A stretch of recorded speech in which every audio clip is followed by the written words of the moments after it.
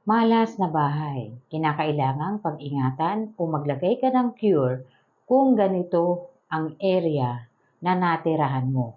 O yung tahanan mo may ganito sa harapan, kinakailangan po maglagay ka ng cure para hindi ito magdulot ng kamalasan sa iyo sapagkat isa po ito sa mga nagiging dahilan kung bakit palagi na lang nagkakaroon ng kakulangan sa kanilang mga kinikitang pera or palagi na lang nagigipit. Kailangan po tinitingnan ninyo kung ano yung nasa paligid ng tahanan ninyo para diyan po kayo magbabase kung ano ang kinakailangang gawin. So kapag nakita ninyo na may ganito ang tahanan ninyo, maglagay ka ng cure para hindi ka masyadong maapektuhan, lalong-lalo na kung hindi ka na pwedeng lumipat ng tahanan.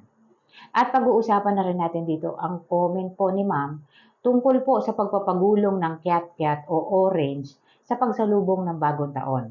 So Chinese New Year po ng January 29, hating gabi ng January 28 yan, may mga pamamaraan po sa pagpapagulong ng oranges o ng kiat-kiat. Pag-uusapan natin ito ngayon para alam ninyo ang gagawin kasi po maraming nagpapagulong ng oranges ng kiat-kiat hindi alam ang gagawin pagkatapos. Meron po dapat na ginagawa kapag nagpapagulong kayo. So pag-uusapan natin ang ilan sa mga pwede ninyong gawin kapag nagpapagulong po ng oranges o ng kiat-kiat. At pag-uusapan na rin natin ang swerteng area po ngayong February. So merong swerteng pwesto sa tahanan ninyo ngayong February yan. Ano ang dapat ilagay ninyo dyan sa area na yan? So, meron tayong dalawang pinaka-maswerte ngayong February. Kung mahilig ka sa ganito mga video, huwag kalimutang mag-like, mag-subscribe, at i-share mo na rin para malaman ng iba ang kanilang mga swerte sa buhay.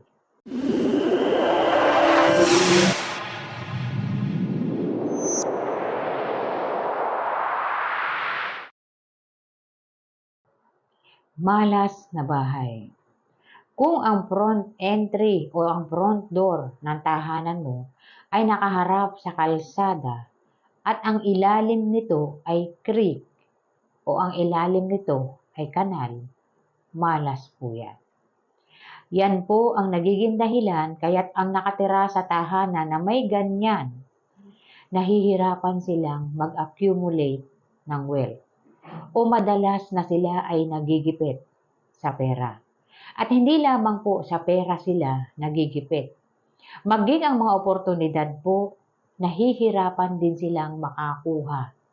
At kung minsan, kung sila ay nagtayo ng negosyo dyan sa harapan ng tahanan nila, maging ang negosyo na yan ay nahihirapan o mahihirapang lumago.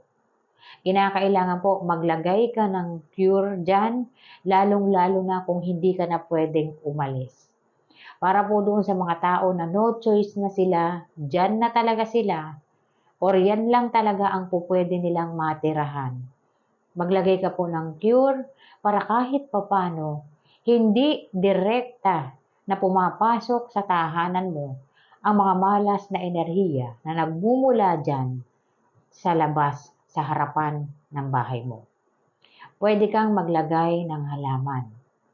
Kapag maglalagay po ng halaman, piliin ninyo yung halaman na pataas or pointed po pataas.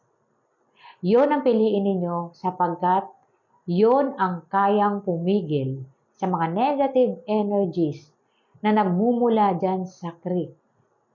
Napakabilis ng enerhiya niyan, ngunit inauspicious energies yan dahil ang creek ay marumi po ang tubig na dumadaloy dyan. So, hindi yan magdudulot ng swerte. Malas yan. So, pwede kang maglagay ng mga uri ng halaman na pataas ang tubo. Pwede po ang snake plant. Pwede mong tabihan yan ng fortune plant.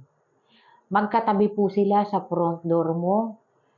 Fortune plant at snake plant pagtabihin mo. Yung fortune plant po, yan ang magbibigay sa iyo ng good fortune at iko-complement yan ng snake plant. Ang snake plant naman ang kukontra or pipigil doon sa napakabilis na enerhiya para hindi diretsong pumasok sa pintuan mo. Dapat po nakatapat kung nasaan nagmumula or saan malapit yung creek o yung kanal na nasa ilalim ng kalsada. Mapipigil po yung tuloy-tuloy na pagpasok ng mga inauspicious energies na nagmumula dyan sa harapan ng bahay mo. Kahit po nakatira ka pa sa may ganyan, po pwede ka pa rin magkaroon ng swerte. Basta maglagay ka ng cure. So kahit saan ka pa nakatira, basta kaya mong maglagay ng pangontra, magkakaroon ka ng oportunidad at swerte sa buhay. Sunod, asin. Kailangan sa likod ng pintuan mo, maglagay ka ng asin sa mangkok o baso. Dito mapapansin mo na mabilis ang pagtigas ng asin. Dahil po yan sa mga inauspicious energies na kinokontra ng asin. Kapag tumigas ang asin, palitan mo po agad, mura lang naman yan. Para po, at itatapon po sa basurahan yung asin. Ibabalot ninyo sa plastic at itatapon po diretso sa basurahan at papalitan ninyo. Sunod, luya. Ang luya po ay itatanim ninyo sa lupa at ilalagay ninyo yan sa inyong kitchen area. Kung ang kusina ninyo ay walang bintana, madilim, po pwede ka pa rin maglagay dyan ng maliit na paso at lagyan mo ng luya at hayaan mo siyang tumubo. Ang gawin mo dyan para hindi siya mamatay, ilalabas mo siya ng 1 oras sa labas at dadalhin mo ulit sa loob kada 2 araw. Hindi po yan mamamatay pag ganun ang ginawa mo. Kailangang maglagay ka niyan sa kusina mo dahil ang kusina natin ay isa sa mga wealth area natin.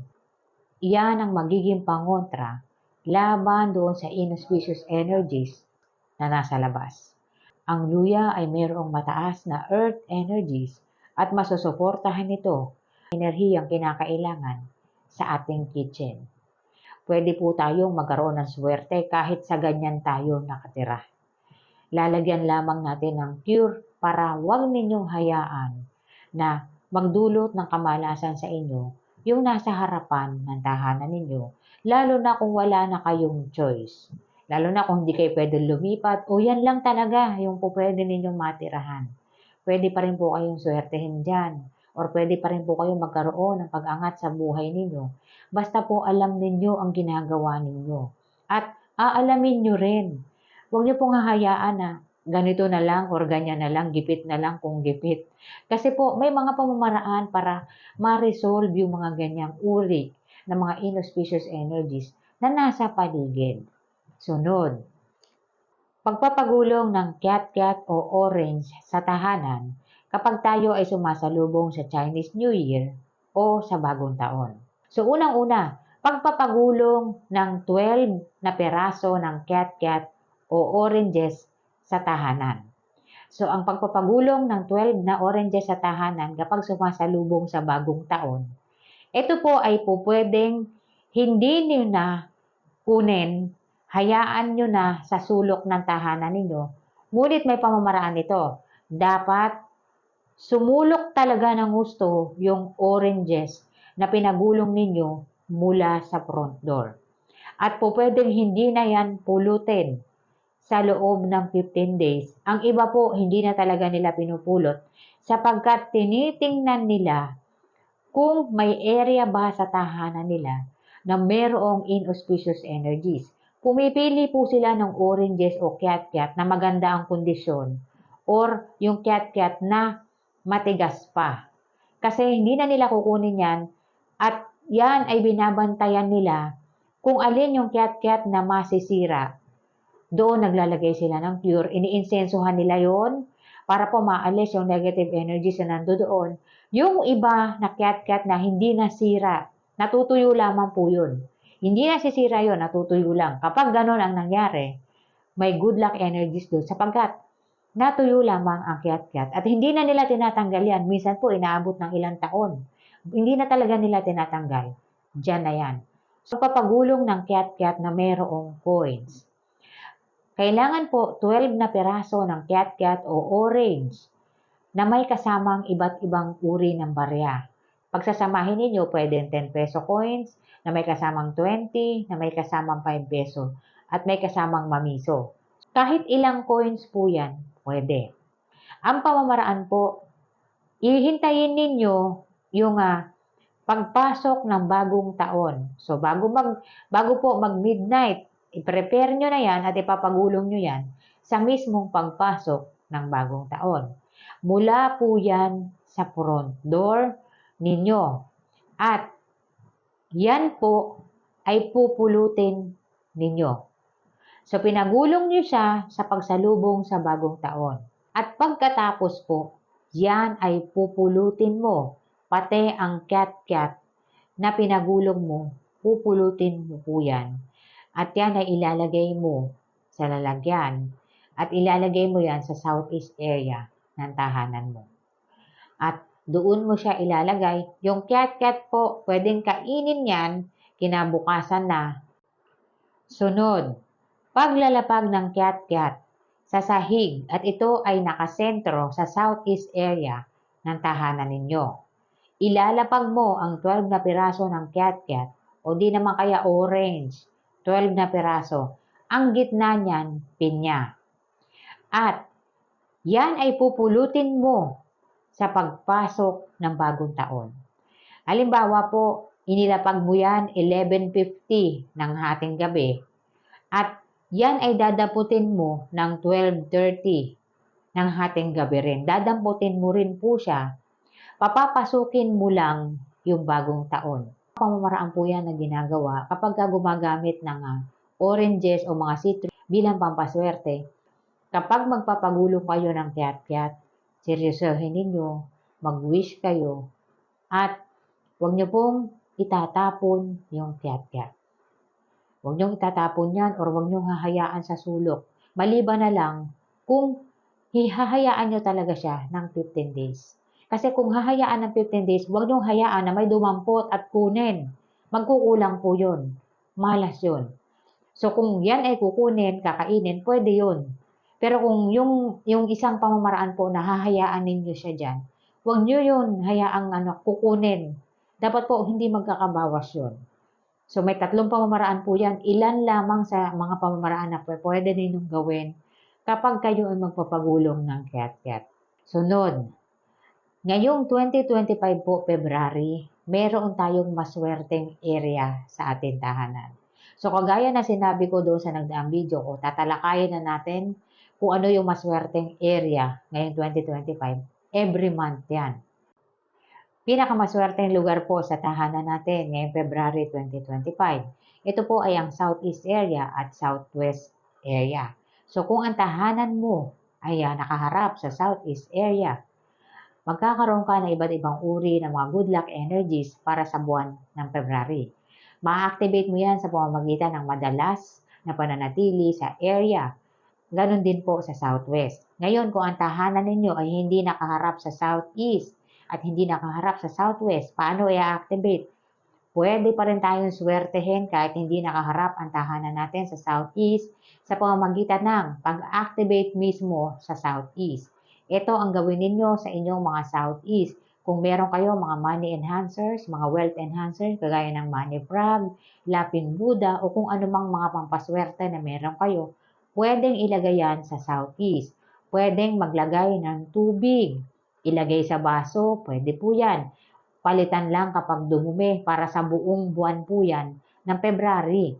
At pwede rin maglagay ng money plant sa area na yan. Pwede rin maglagay ng dahon ng laurel, lagyan ng 20 pesos na coins. Ma-activate po yung area. Sa southwest, pwede rin maglagay ng mga wealth enhancers, mga money enhancers, money frog, o kung ano mang meron mang papaswerte kayo, pwede pong ilagay dyan. At pwede rin maglagay ng dahon ng laurel dyan, 20 pesos na coins, para po ma-activate natin yung area.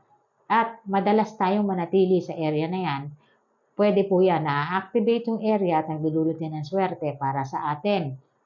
So kahit hindi tayo nakaharap sa southeast at sa southwest, po pwede ninyong i-activate ang area para mapakinabangan nyo po yung mga good luck energies. Po pwede pong gawin yon. So hindi kailangan nakaharap ka pa. Kahit hindi ka nakaharap, o pwede ka pa rin swertehin, may mga pamamaraan ka lang na pwedeng gawin.